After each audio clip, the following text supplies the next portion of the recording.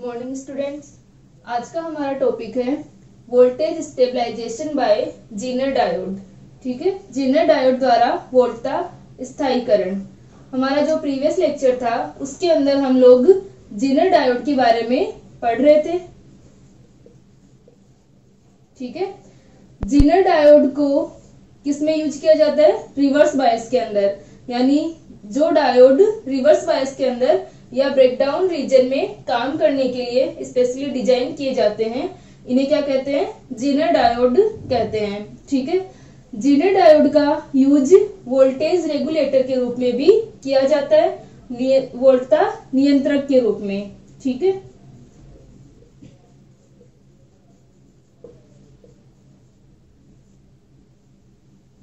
हमने previous lecture में थोड़ा पढ़ा था कि जो रेक्टिफायर होते हैं उनसे जो हमें आउटपुट मिलता है वो क्या होता है? नियमित नहीं होता, अनियमित वोल्टता होती है, क्योंकि रेक्टिफायर का जो आउटपुट होता है वो पल्सेटिंग डीसी होती है। ठीक है, तो वो जो वोल्टेज होगा वो क्या रहेगी?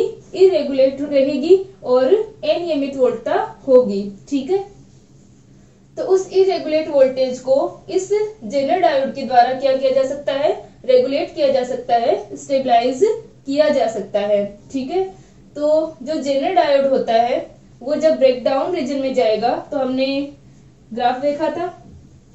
ठीक है, जो हमारा रिवर्स बायस का ग्राफ है वो कुछ इस तरीके से आता है कि एक फिक्स वैल्यू के बाद में, वोल्टेज की एक फिक्स वैल्यू के बाद में क्या होगा? जेनर डायोड या जो भी हम बात करें, जो हमारा ब्रेकडाउन रीजन होता है वो स्टार्ट हो जाता है। ठीक है, ये जो हमारा वोल्टेज है इसके बाद में क्या हो गया? ब्रेकडाउन रीजन स्टार्ट हो गया। ठीक है, भंजन क्षेत्र। तो इस ब्रेकडाउन रीजन के लिए हमारे पास में जो वोल्टेज आएगी VZ, वो क्या होगी? जेनर डायोड की वोल्टेज होगी। ठीक है, तो जब इस रीजन में जेनर डायोड होगा तो क्या करेगा? ये वोल्टेज रेगुलेटर की तरह काम करेगा। यानी RL पर जो अनियमित वोल्टता हमें मिल रही थी वो क्या कर देगा? उसको नियमित वोल्टता कर देगा और इस पर एक फिक्स कांस्टेंट वैल्यू VZ ही मिलेगी। ठीक है, तो ये हमारा डायग्राम है। यहाँ पर जो अनियमित वोल्टता VI जो है वो क्या है? रेक्टिफायर से मिला हुआ आउटपुट है। ठीक है, और ये एक रेजिस्टेंस R है और ये अपना क्या है? जेनर डायोड है। ठीक है, और ये RL है लोड रेजिस्टेंस, जिस पर की आउटपुट मिलेगा, और लोड रेजिस्टेंस में से फ्लो होने वाली जो करंट है वो क्या है? IL है। ठीक है, और इस सर्किट में फ्लो होने वाली जो करंट है वो क्या है? I है। तो जेनर डायोड में से जाने वाली करंट क्या हो जाएगी? I माइनस IL हो जाएगी। ठीक है, और इस जेनर डायोड को रिवर्स बायस में लगाया गया है। ठीक है, और जेनर डायोड की जो वोल्टेज है उसे हम क्या लेंगे? VZ ले रहे हैं। ठीक है, तो हम किरचॉफ्स लॉ से इक्वेशन लिख सकते हैं।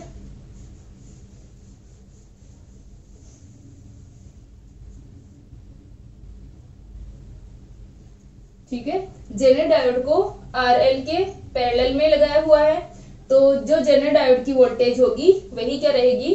RL की वोल्टेज होगी। तो यहाँ पर हम किरचॉफ्स लॉ से लिख सकते हैं इसके लिए जो इक्वेशन होगी इसकी। ठीक है, इसकी जो अपनी इक्वेशन रहेगी वो क्या रहेगी? हम लिख सकते हैं कि यदि प्रतिरोध R से प्रवाहित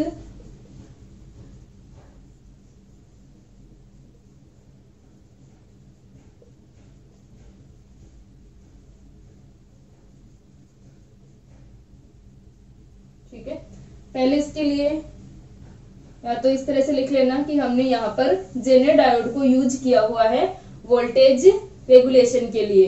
ठीक है, जो हमारा डायोड है जेनर डायोड वो क्या करेगा? वोल्टेज रेगुलेशन करेगा। तो यहाँ पर हम लोग लिख सकते हैं कि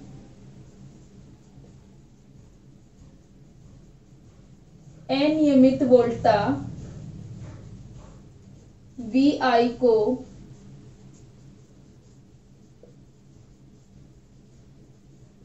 नियमित करने के लिए, या हमारी जो इरेगुलेट वोल्टेज है उसको क्या कर रहे हैं? रेगुलेट कर रहे हैं। प्रतिरोध, लोड प्रतिरोध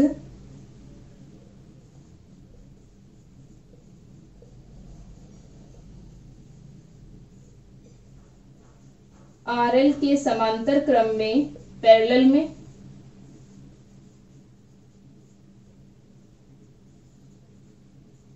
क्रम में जेनर डायोड लगाते हैं।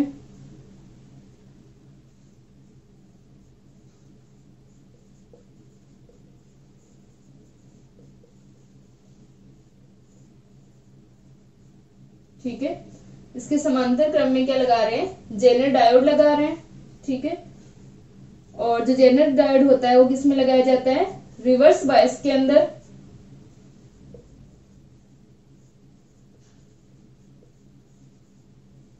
जेनर डायोड को उत्क्रम बायस में लगाया गया है।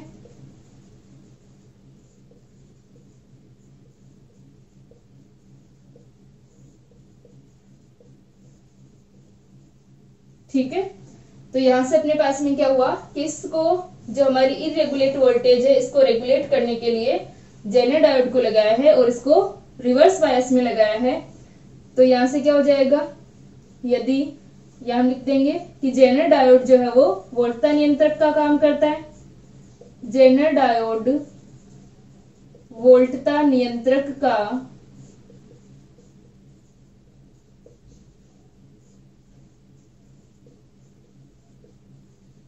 काम करता है। ठीक है, अब हम लिख सकते हैं कि यदि प्रतिरोध R में से प्रवाहित होने वाली धारा, ठीक है, जो रेजिस्टेंस R है उसमें से फ्लो होने वाली जो करंट है, ठीक है, प्रतिरोध R से प्रवाहित होने वाली धारा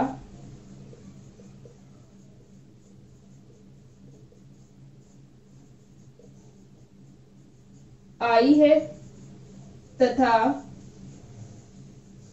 जेनर डायोड पर वोल्टेज VZ है, तो ठीक है, यहां पर अपने पास में क्या है कि जो हमारा इनपुट है वो तो क्या है, ये जो इरेगुलेट वोल्टेज है वो है, ये रेजिस्टेंस R है, इसमें से फ्लो होने वाली करंट जो है वो कितनी है, I है, और जेनर डायोड पर जो वोल्टेज है वो कितना है, VZ है। तो यहां से अगर हम लूप लगाएं, इसके अंदर लूप एनालिसिस लगाएं किरचॉफ्स लॉ से, तो क्या हो जाएगा, VZ equal to VI minus RI। ठीक है, ये रहेगा अपने पास में VZ equal to VI minus RI। ये कैसे आएगा कि ये जो लूप है इसके अंदर लूप एनालिसिस करें। ठीक है, लूप एनालिसिस से क्या हो जाएगा, VI minus RI minus VZ equal to 0। ठीक है, तो इस इक्वेशन से हम क्या लिख सकते हैं, VZ equal to VI minus RI। ठीक है, तथा जो जेनर डायोड है उसमें से जाने वाली जो करंट होगी वो क्या होगी, IZ equal to I minus IL। यहां पर क्या लगा रहे हैं, नोड एनालिसिस। ठीक है, यहाँ पर अपने पास में इस नोड पर अगर हम बात करें तो क्या हो जाएगी, IL उधर जा रही है और I आ रही है, तो ये वाली जो करंट होगी वो क्या हो जाएगी, I माइनस IL। ठीक है, यहां तक लिख लें इसको।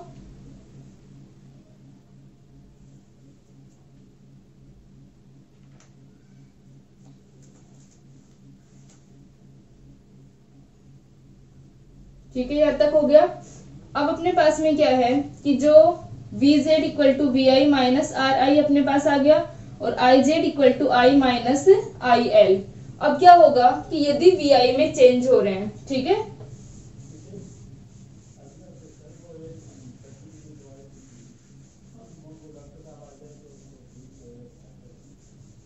ठीक है, VI में अगर चेंजेज आते हैं तो क्या होगा, VI में चेंजेज आने की वजह से RL पर जो आउटपुट मिलेगा उसमें क्या होंगे, चेंजेस, वेरिएशन रहेंगे। यानी या तो VI, हम बात करें कि VI में क्या हो रहे हैं, वेरिएशन हो रहे हैं, इरेगुलेट वोल्टेज है, या IL में परिवर्तन होता है, IL में वेरिएशन आते हैं, तो क्या होगा, RL पर जो वोल्टेज मिलेगी वो इरेगुलेट मिलेगी।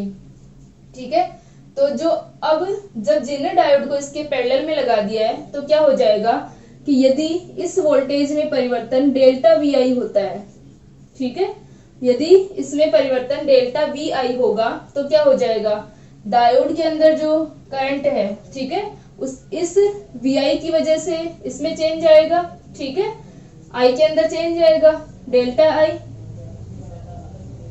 ठीक है। अगर वी आई चेंज हो रहा है तो आई में क्या चेंज आ गया, डेल्टा आई। तो इस डेल्टा आई के चेंज होने पर इस जो डायोड की करंट है उसमें क्या हो जाएगा, अपने आप उसमें परिवर्तन होगा, डेल्टा आई जेड आ जाएगा, ठीक है।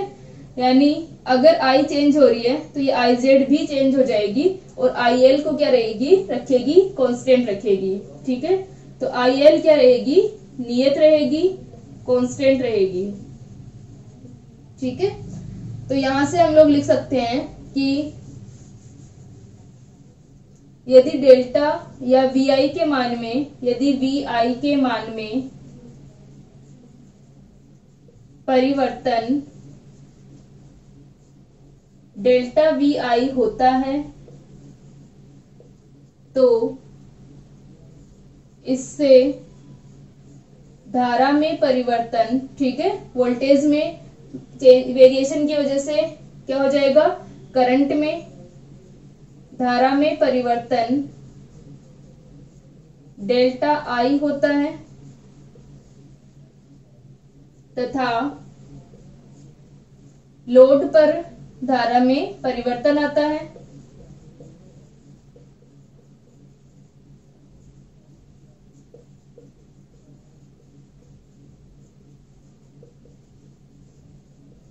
लेकिन जेनर डायोड को समांतर क्रम में लगाने पर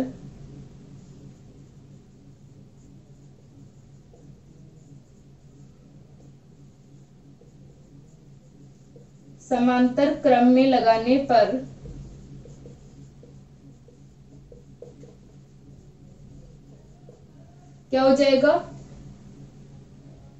क्रम में लगाने पर डेल्टा आई के समान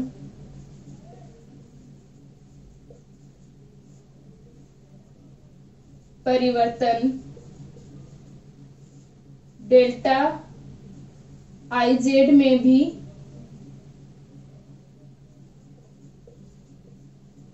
डेल्टा आई जेड हो जाता है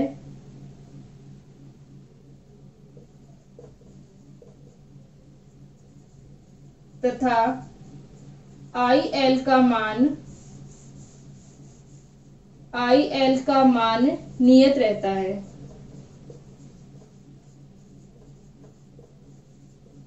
ठीक है। तो यहाँ पर क्या हो जाएगा कि डेल्टा आई जो चेंज हो रहा है उसके कारण डेल्टा आई जेड चेंज आ जाएगा और आई एल का मान क्या रहेगा, कांस्टेंट रहेगा, जिससे कि आर एल पर एक रेगुलेट वोल्टेज, नियमित वोल्टता मिलेगी, ठीक है। इसको लिखें,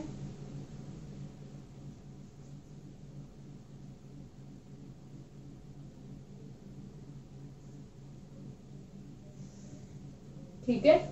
तो अब अपने पास में वी आई में जो चेंज हो रहा था तो डेल्टा आई में इसमें भी चेंज हो गया। अब यदि इसके अंदर आई एल में चेंज होता है, ठीक है, जो लोड धारा है उसमें अगर चेंज होगा तो वापस से क्या हो जाएगा, जेनर जो करंट है उसमें समान और विपरीत परिवर्तन हो जाएगा, जिससे कि आई एल का मान क्या रहे, अपने पास में जो आई है वो क्या रहेगी, कांस्टेंट रहेगी, ठीक है, और आर एल पर एक नियमित वोल्टता मिलती है, ठीक है। इसको लिख लें,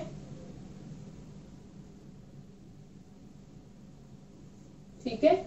तो हम लिख सकते हैं कि इसी प्रकार आई एल के मान में, या लिखें इसी प्रकार लोड धारा के मान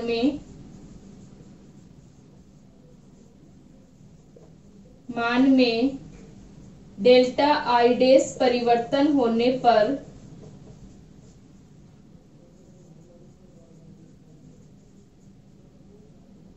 आई जेड में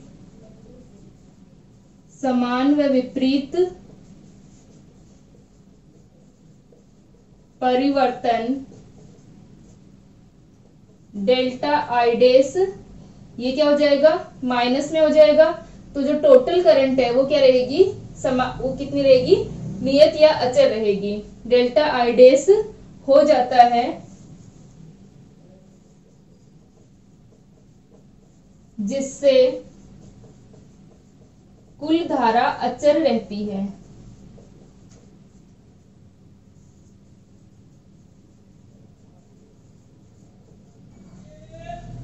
ठीक है, तो जो टोटल करंट है वो क्या रहेगी, कांस्टेंट रहेगी, जिससे अतः निर्गत वोल्टता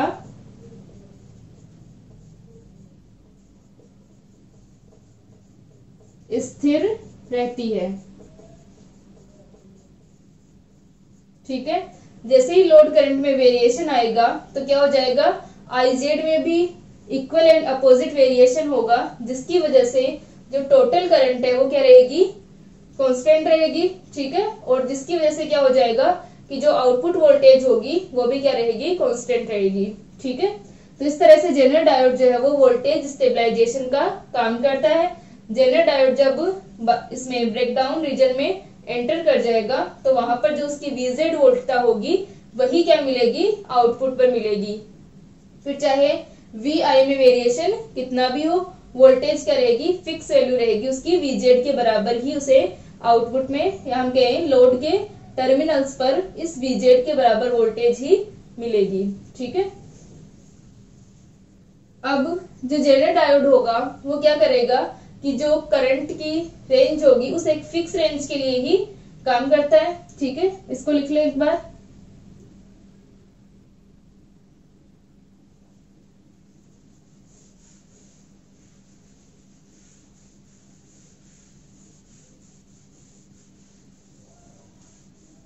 ठीक है, तो जो जेनर डायोड पर वोल्टेज कांस्टेंट रख रहा है ये, ठीक है, कांस्टेंट जो वोल्टेज होगी वो करंट की एक फिक्स रेंज के लिए ही रहती है।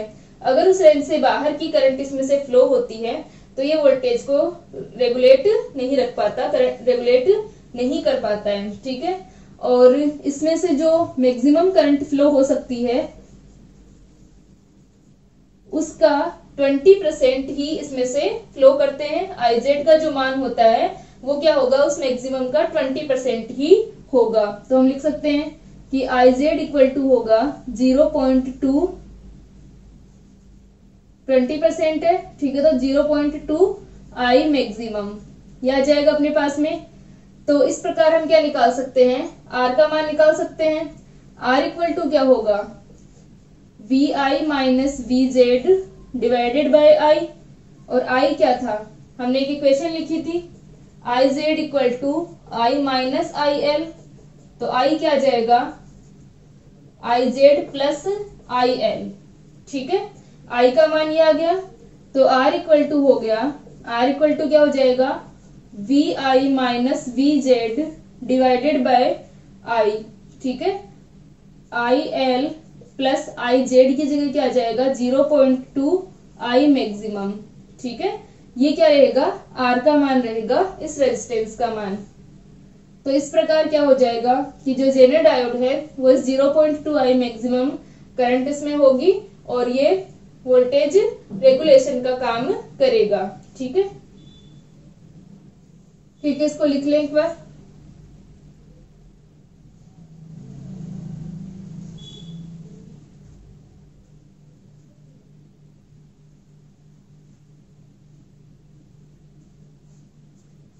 अब हम लोग नेक्स्ट टॉपिक पढ़ते हैं, वोल्टेज मल्टीप्लायर।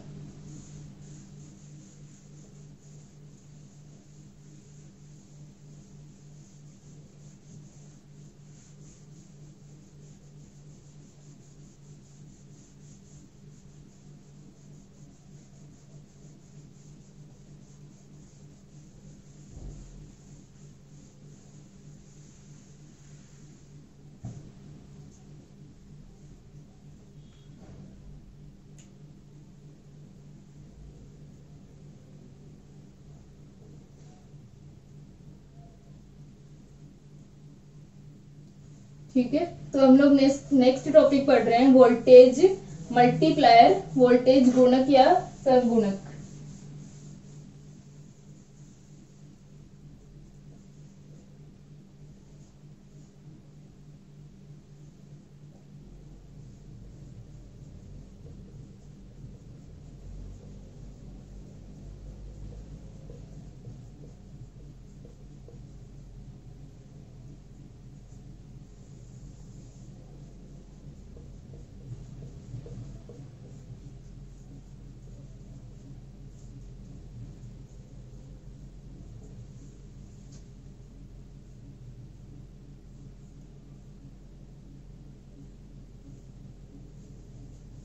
ठीक है।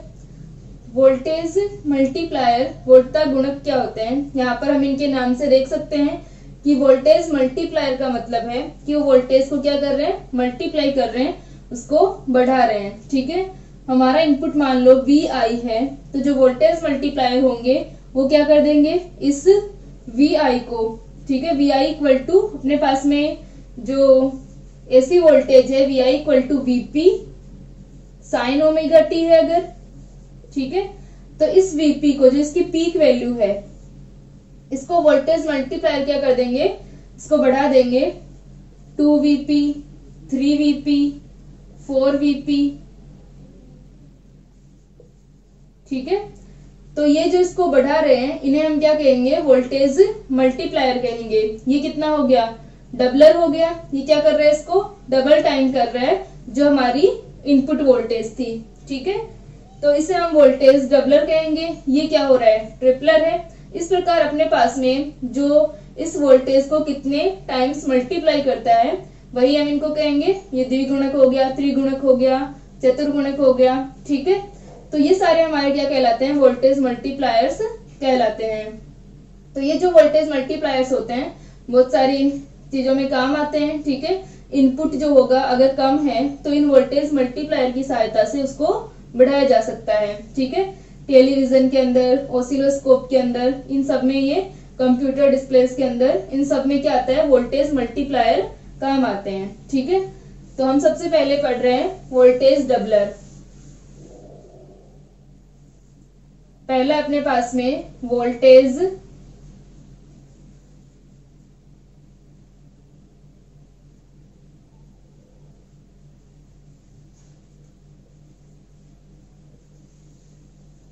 डबलर, वोल्टता द्विगुणक।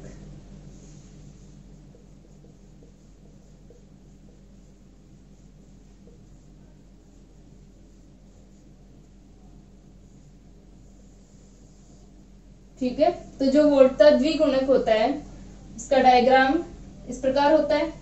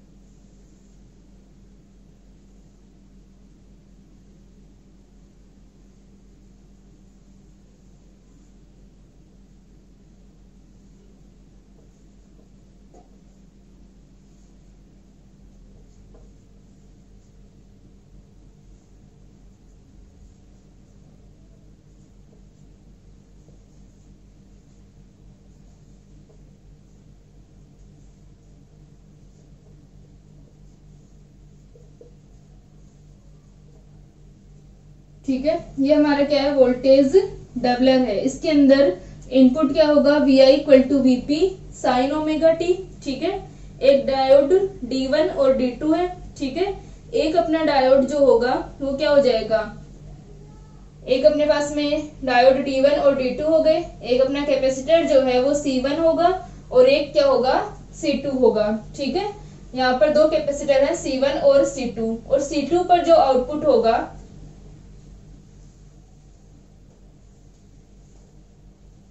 ठीक है, C2 पर जो आउटपुट होगा वो क्या होगा, वही आउटपुट RL पर मिलेगा। यानी RL को C2 के पैरेलल में जोड़ा गया है, तो C2 का जो आउटपुट हो जाएगा वही क्या हो जाएगा, RL का आउटपुट हो जाएगा। ठीक है, तो यहाँ पर यानी RL के टर्मिनल्स पर वही वोल्टेज मिलेगी। तो यहाँ पर हम देख सकते हैं कि जो हमारा VI equal to VP sine omega t, यानी जो AC वोल्टेज है, यानी एक साइन वेव है। ठीक है, AC वोल्टेज इनपुट है इसके ऊपर, तो क्या होगा, ये अपने P और Q टर्मिनल्स है। तो जब Q पॉजिटिव होगा और P नेगेटिव होगा, यानी बात करें हम नेगेटिव हाफ साइकिल की, ठीक है। तो उस कंडीशन में क्या होगा, डायोड D1 जो है वो ऑन होगा।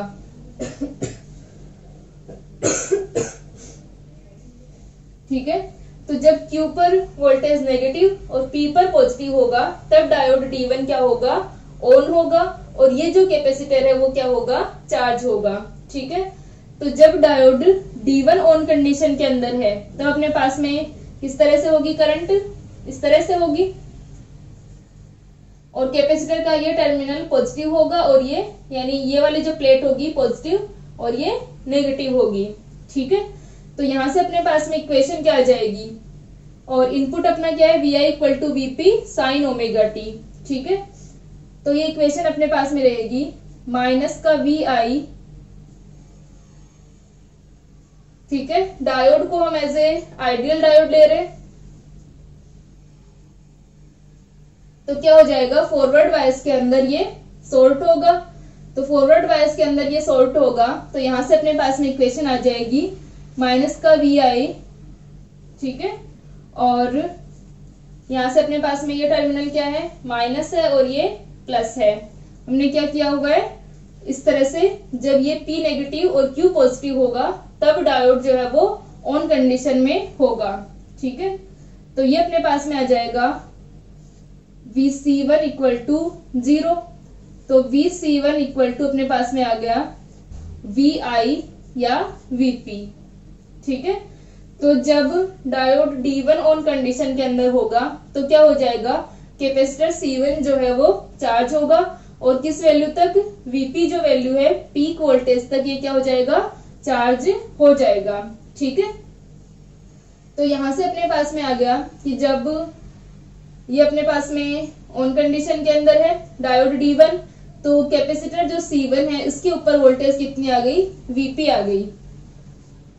ठीक है। VI के इक्वल आ जाएगी, और VI का जो पीक वैल्यू है वो कितनी है, VP है। तो यहां से अपने पास में VC1 का मान कितना आ गया, VP आ गया। ठीक है। ये अपन ने कैसे लिखा, इसमें हमने लूप एनालिसिस लगाया है। ठीक है। तो ये अपना डायग्राम कुछ इस प्रकार हो जाएगा। डायोड को हम आइडियल डायोड ले रहे हैं, शॉर्ट मान लिया यहां से, तो इसके अंदर क्या हो गया, जितना यहाँ का वोल्टेज है उतना ही यहाँ का होगा। ठीक है। तो क्योंकि ये दोनों अब क्या है, पैरेलल में है, और या फिर हम अगर किरचॉफ्स लॉ भी लगाएं, लूप लगाएं यहाँ पर, ये अपना डायोड है, तो यहाँ से क्या हो जाएगा कि इसके टर्मिनल नेगेटिव और पॉजिटिव है, और यहाँ पर क्या होगा, पॉजिटिव और नेगेटिव इस प्रकार होगा। तो अगर हमने इसको नेगेटिव लिया है, माइनस प्लस को अगर हमने नेगेटिव लिया है, तो इसे क्या लेंगे, प्लस लेंगे, क्योंकि इसके टर्मिनल्स क्या है, प्लस माइनस है। तो ये एक हमारा माइनस होगा, प्लस का VC1 इक्वल टू 0, तो VC1 की वैल्यू अपने पास में आ गई, VP आ गई। ठीक है। अब नेक्स्ट अपना जब डायोड D2 ऑन होगा, ठीक है, ये अपना कैपेसिटर VP वैल्यू तक इसके अंदर चार्ज होगा। फिर जब डायोड D2 ऑन होगा, D2 कब ऑन होगा, जब P पॉजिटिव और Q नेगेटिव होगा। ठीक है। P पर जब पॉजिटिव होगा, Q पे नेगेटिव होगा, तो उस कंडीशन में ये तो क्या रहेगा, ऑफ स्टेट में रहेगा, डायोड D2 जो होगा वो ऑन स्टेट में होगा।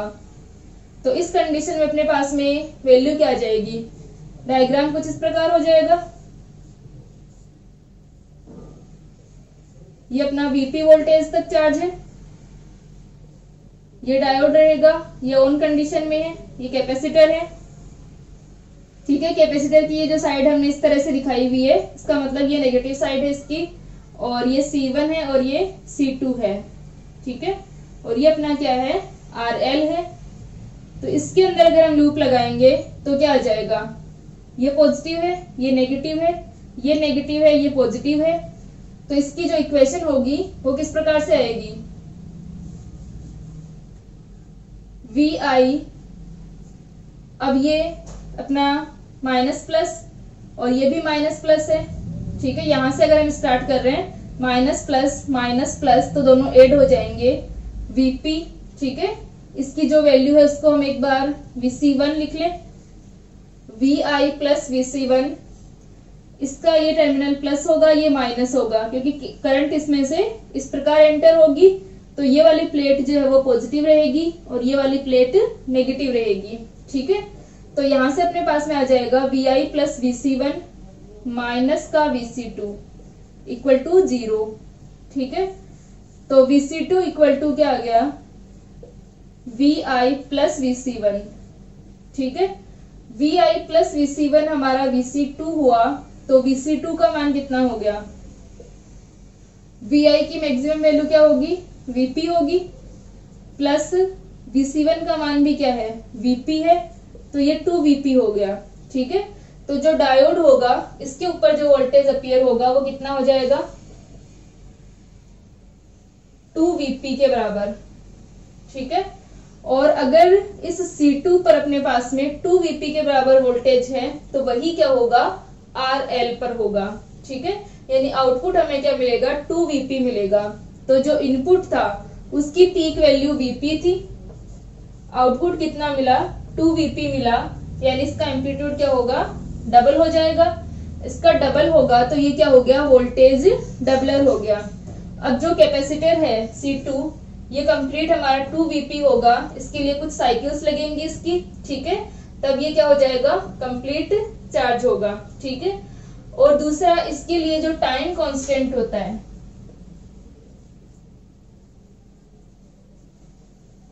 उसका मान RL C2 का मान भी क्या रखते हैं, ज्यादा रखते हैं, जिससे कि इसका डिस्चार्जिंग ना हो, ये अनावेशन ना हो, और अपने पास में क्या हो जाएगा, कुछ साइकिल्स में ये फुल चार्ज होगा, 2VP तक इसका मान आ जाएगा। ठीक है, और एक और क्या रहता है अपना कि जो ये वोल्टेज डबलर है इसको हम क्या कहते हैं, हाफ वेव के लिए यूज होता है, यानी हाफ ये होगा, ये मल्टीप्लायर होगा, हाफ वेव मल्टीप्लायर ये होगा, क्योंकि जो डायोड D2 जिसकी वजह से C2 क्या हो रहा है, चार्ज हो रहा है, इसकी चार्जिंग प्रोसेस जो है वो D2 की वजह से है, तो D2 क्या रहेगा, हाफ साइकिल में ऑन होगा, इसकी वजह से इसे हाफ वेव मल्टीप्लायर भी कहते हैं। ठीक है, यहां तक कर ले इसको एक बार।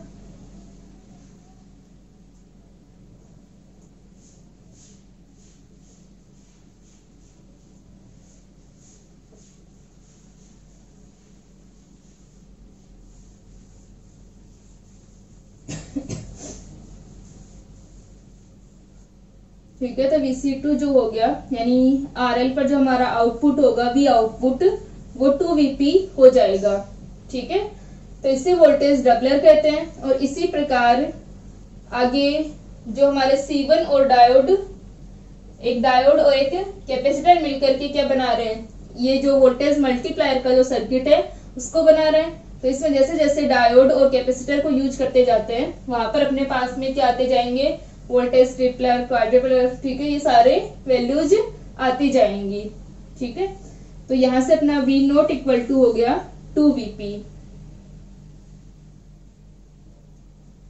और जब ट्रिपलर करेंगे तो उसके अंदर आउटपुट कितना मिलेगा, V note equal to 3VP मिलेगा। ठीक है, तो वहां पर क्या हो जाएगा, अपने पास में एक डायोड और कैपेसिटर को और यूज करेंगे।